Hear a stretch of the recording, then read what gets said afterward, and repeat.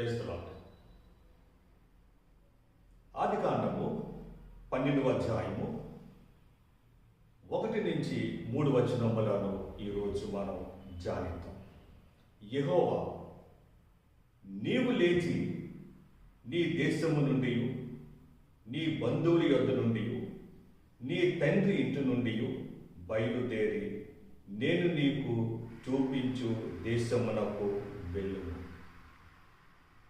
దేవాది దేవుడు, తండ్రి అయినటువంటి దేవుడు అబ్రాముతో మాట్లాడుతున్నాడు. అబ్రామును పిలిచి అబ్రాముతో మాట్లాడుతున్నాడు. ఏం మాట్లాడుతున్నాడో ఇక్కడ మనం చూసాం. నీ బంధువుల యొద్ద నుండి, నీ తండ్రి ఇంటి నుండి బయలుదేరి నేను నీకు చూపించు దేశమునకు వెళ్ళుము. దేవుడు ఒక మార్గమును సిద్ధము చేసి తన ఉద్దేశమును అబ్రాముతో మాట్లాడుతున్నాడు.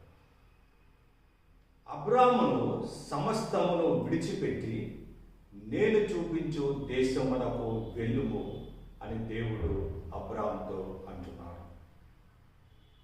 నిన్ను గొప్ప జనముగా చేసి నిన్ను ఆశీర్వదించి నీ నామమును గొప్ప చేయదు. ఆమేన్, హల్లెలూయా. పిలిచిన దేవుడు, పేరు పెట్టి పిలిచిన దేవుడు తన ఉద్దేశమును చెప్తాడు. పిలిచిన దేవుడు అతనితో మాట్లాడతాడు. అతని ఉద్దేశమును చెప్పిన తర్వాత దేవుడు భవిష్యత్తును కూడా చూపిస్తున్నాడు. దేవుడు అబ్రాము జీవితంలో ఏమి చేయబోతున్నాడో చెప్తున్నాడు. అసలు ఎవరికైనా తెలుసండి, ఎవరైనా మన భవిష్యత్తును వారి భవిష్యత్తులను వారు ఆలోచన చేయగలరా?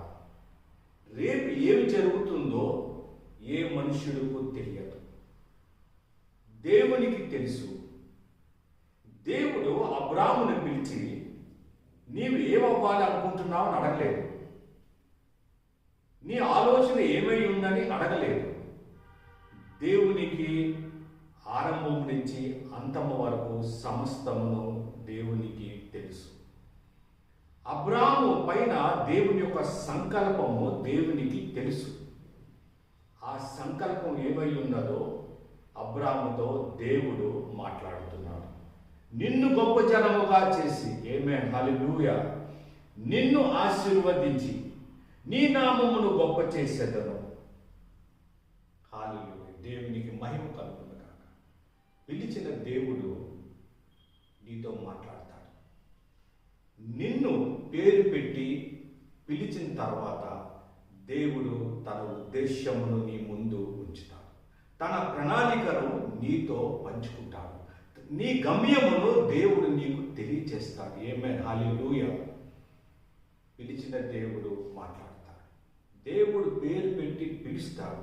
పిలిచిన తర్వాత నీ గమ్యాన్ని దేవుడు చూపిస్తాడు. ప్రభు వాక్యమును దీవించును గాక. ఆమేన్.